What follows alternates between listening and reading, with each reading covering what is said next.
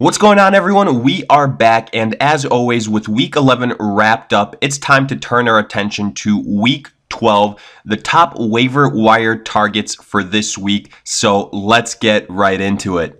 We start at the quarterback position, specifically with a guy that appeared here last week and emerges yet again in Lamar Jackson. Now look, Jackson didn't have the biggest passing yardage, only 150 yards through the air along with an interception, but what we're always excited about with Jackson is the running potential, and he definitely delivered there, 117 yards on the ground. Now he did get a lot of carries, over 20 carries, and more than likely, this was on the extreme end. It'll be interesting to see how that usage continues.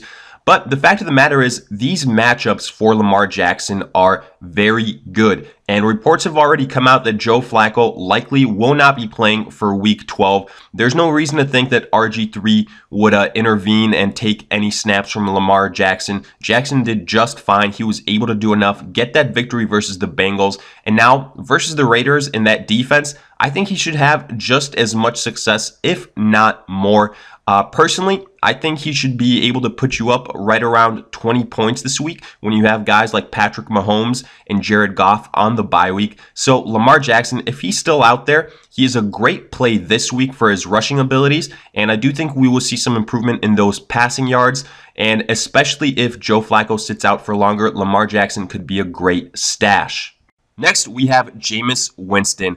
And another week has gone by for the Bucs, and they have had yet another quarterback change. This time going back to Winston after Ryan Fitzpatrick was benched in favor of Jameis versus that game with the New York Giants.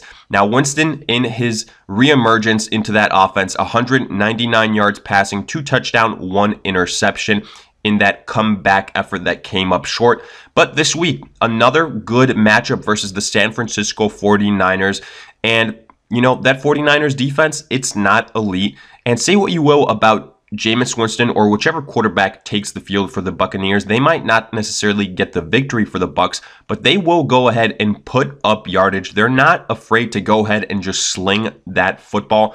They are, as far as fantasy is concerned, good options to go ahead and get you those nice yards. Personally, I do think we will see a nice performance from Winston versus the San Francisco 49ers. He's got more than enough weapons. You know, he's got Mike Evans, he's got Deshaun Jackson, he's got Cameron Brate, he's got Humphries, he's got Godwin. So he does have the options. He's got the running ability.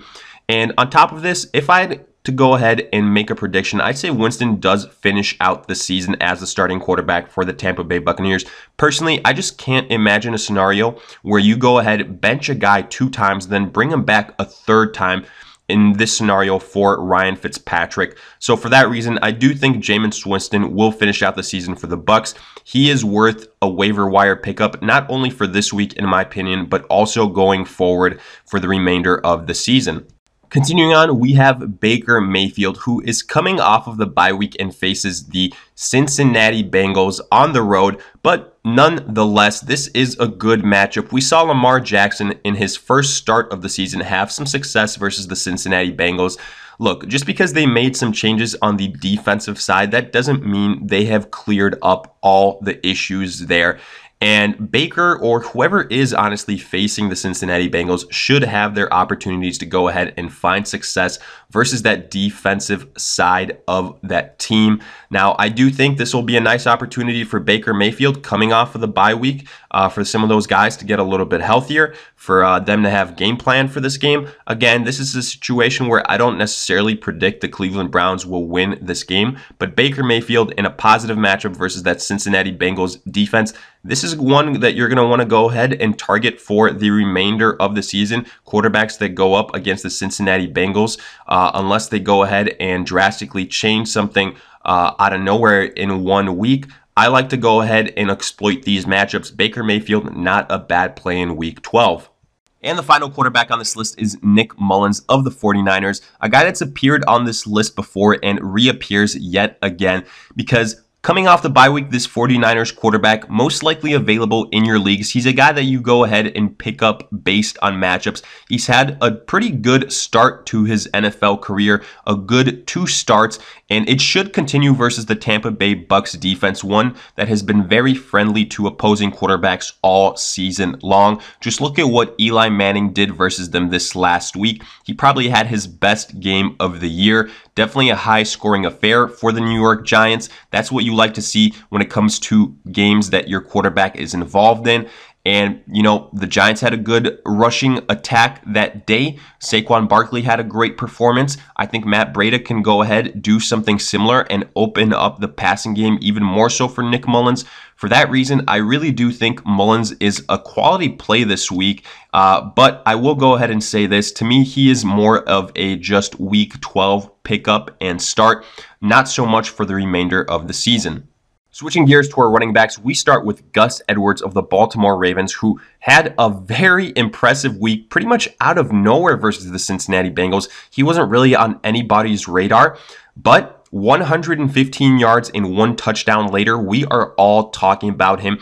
And it makes sense because no one, as far as the running backs go in Baltimore, has really separated themselves. So when you see this kind of performance from one of them, it makes you take notice because of the potential there. Now, the Ravens did go out and say that they went with the hot hand approach, but say what you will, Alex Collins had a good start to that game versus the Bengals. He had that first rushing touchdown, but afterwards, Gus Edwards had 17 carries and he out-carried Alex Collins by 10. So do the math there. Alex Collins only finished with 7 carries on the day. That's what makes this performance for Edwards even that more impressive for me because of how Alex Collins started the football game. And if those reports coming from Baltimore are true and should be believed, then I do think that Edwards has done at least enough for 1 week to give the Ravens a reason to go ahead and start out the football game versus the Raiders with him. And I haven't even mentioned this yet. That's right. The opponent that the Ravens are going to be going up against is the Raiders. That's a very nice matchup yet again.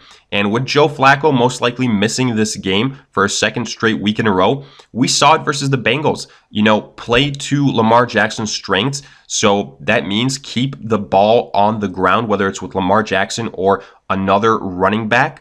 That's exactly what we saw with Gus Edwards. I do think that potentially the show can continue versus the Oakland Raiders. Next up, we've got the duo of LeGarrette Blount and Theo Riddick.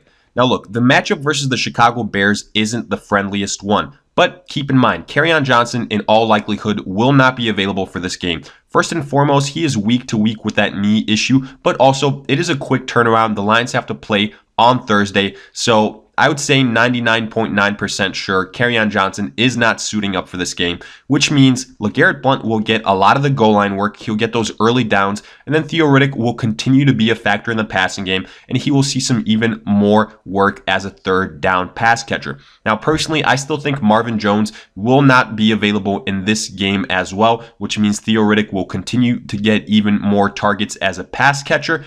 And for everyone that is worried about the matchup versus the Chicago Bears, look, it was only 2 weeks ago where Kerryon Johnson, even though it on paper wasn't a good matchup, he still had one of his career days so far. He had a great performance versus the Chicago Bears, even though the Detroit Lions ended up losing. Now, obviously, I'm not saying either LeGarrette Blount or Theo Riddick have the ability of a Kerryon Johnson, but the opportunity should be there. And in PPRs, I like Theo Riddick. In Standard League, LeGarrette Blount, he will be touchdown dependent, but if you're scouring the waiver wire, you could definitely do worse. Moving on, we have got Josh Adams of the Eagles, who this last week versus the Saints in that blowout loss still had 7 carries for 53 yards and a touchdown, along with 3 receptions for 19 yards. And look, I realize the carries might be concerning here, but that was all game flow, trust me. Because before they knew it, the Eagles were in a hole and they had to abandon the run. They had to go and look to pass the football. Not that that worked either, but that's neither here or there. The fact of the matter is, Josh Adams, even with those 7 carries, still was the lead dog out of his running mates in the backfield, and he outcarried all of them. So it sure seems like the Eagles are favoring him at least these recent weeks. But the thing that I like the most here is the matchup versus the Giants, who are just fresh off of allowing Peyton Barber to go over 100 yards versus them. So the possibility of a high ceiling is definitely present. I think the Eagles are going to want to establish the running game here. And if Adams is available, I'd go ahead and take a chance on him. The last running back I've got is Frank Gore of the Dolphins, who coming off the bye week gets a great matchup versus the Colts defense. We saw only 2 weeks ago what Leonard Fournette was able to do against them. Frank Gore, a similar type of runner, hard-nosed guy that will carry the rock. Now look, I realize Kenyon Drake is still there, but to me, it's pretty clear that Frank Gore has been the primary rusher of the football, while Kenyon Drake is more of that pass-catching guy. He just hasn't done enough to separate himself from Frank Gore, who has looked good when he has gotten the opportunity. And this week definitely has the opportunity as far as matchups go. Now, also reports are that Ryan Tannehill should start this game, which to me is another good sign, because that potentially means that the Dolphins will have more offensive firepower, so they could potentially keep up pace with the Indianapolis Colts. They won't have to abandon the run, and Frank Gore will have more opportunities. Moving on to our wide receivers, we start with Tre'Quan Smith of the Saints, who this last week absolutely blew up versus the Eagles. 10 receptions, 157 yards, and a touchdown. And now, guess what? The New Orleans Saints get a matchup with the Atlanta Falcons. That defense, we've seen it get burned time after time. And these games between the Saints and the Falcons are always high scoring. Look at their first matchup of the season. It was just that, and I anticipate something very similar this week. I think Tre'Quan Smith can have another potentially really nice day. Now, I always try and point this out whenever someone is coming off pretty much a career day. Don't look for the same type of production. He's not going to be able to duplicate that. Don't go chasing points, but the fact remains, I don't think he'll be able to go ahead and duplicate those stats, but the play is a very nice one. He's a wide receiver 2 for the New Orleans Saints in that offense, and he is getting a great matchup versus that Atlanta Falcons defense in a game that should be a shootout. Continuing on with another guy that had a huge game, we have got DJ Moore of the Panthers, who had 7 receptions for 157 yards and a touchdown. This week, he gets the Seattle Seahawks. Now, I will say I am definitely more wary of DJ Moore than I am of Tre'Quan Smith. Both guys have been spotty this season, but I for sure like the New Orleans Saints offense a lot more than that of the Panthers. I like the matchup they have this week a lot more than that of the Panthers. But the fact remains, DJ Moore should still remain a viable option for the Carolina Panthers. He's got that take the top off speed that he can expose any defense with. And he does seem to be getting more involved in the Panthers offense later on towards the season. It's somewhat as expected, being a rookie. So at this point in time, if he's still available, might not be a bad stash, especially heading into the playoffs. We'll see how high scoring of a game this is versus the Seattle Seahawks. The Panthers and Seahawks tend to play each other pretty tough, pretty hard-nosed, lower scoring games, so I wouldn't be surprised if that is the scenario here. But still, if DJ Moore is available, I'd go ahead and take a shot on him. Not necessarily this week, but maybe moving forward. Next up, we've got Keke Coutee, who this last week versus the Redskins was actually the leading wide receiver for the Texans in terms of yardage, with 5 receptions for 77 yards. And now in week 12, the matchup for the Houston Texans is versus the Tennessee Titans. Look, I know the Titans have a stingy defense, but look at what happened versus the Indianapolis Colts. They got completely obliterated. Now, I do think that had something to do with Marcus Mariota getting nicked up, and that'll be something to monitor, because if he isn't available, I do think that will trickle down to the defense, and the Houston Texans will be able to take advantage of that offensively. Now, personally, I don't quite anticipate as high of a scoring affair between the Texans and the Titans compared to what we saw with the Colts, because the Texans offense is definitely spotty. But the encouraging thing for me here is, if you're someone targeting QT, is that compared to Demaryius Thomas, QT ran circles around him, because Demaryius Thomas didn't log a single catch this last week. For that reason, I like QT as the wide receiver number 2 for the Texans moving forward. The final spot of these wide receivers belongs to yet another duo in Mohamed Sanu and Calvin Ridley. Sanu this last week, 4 receptions for 56 yards, Ridley 3 for 32. Look, those numbers don't jump out at you, but this week versus the New Orleans Saints, I completely love that matchup. I love everyone on that Falcons offense. I think they're all going to get a chance because we know the Saints are going to put up points. Wouldn't be surprised if they put up over 40 points yet again. So that means Matt Ryan is going to have to throw that football around like no other. And it won't just be Julio Jones. The Saints will focus in on Julio, and I fully expect Sanu and Ridley to have their fair share of opportunities. I'm a big fan of that Falcons offense this week. Getting to our tight ends, we have to start with Cameron Brate of the Tampa Bay Buccaneers. Only had 2 receptions for 16 yards for the Bucs, but guess what? O.J. Howard is hurt, and this one looks a lot more serious. Reports are early on that he could be headed to the IR, which means Cameron Brate becomes a tight end number 1 for that offense and potentially for fantasy football, which is huge considering we are almost to the fantasy football playoffs, and the tight end position has been one of such big need for teams. Unless you got a Travis Kelce or a Zach Ertz, you are high on Cameron Brate right now, as high as you could be. And personally, I do think he will have a lot of success. The Bucs love to use the tight ends. Jameis Winston likes his tight ends as well, whether it's Winston, whether it's Fitzpatrick. We'll see. I think Brate will have a much more involved role in that offense. So I am all in on Brate for the remainder of the season. The second and final tight end on my list is Austin Hooper of the Falcons, who this last week, pretty quiet week, 4 receptions for only 27 yards versus the Cowboys. But guess what? Like I said, am all in on the Atlanta offense versus that New Orleans Saints game. In what should be a shootout, just look at the first game of the season, and I think we will see something very similar to that. If anything, behind Julio Jones, I do think Austin Hooper somewhat has become the favorite target secondary of Matt Ryan. So I think he should probably, behind Julio Jones, have a huge game, maybe even more so than Mohamed Sanu or Calvin Ridley. Finally, getting to our defenses, we start with the Jacksonville Jaguars, who this week have a matchup versus the Buffalo Bills. Now, I've said it every single week. I love any defense versus the Buffalo Bills pretty much. The Jaguars are no exception, even though they have struggled mightily this season.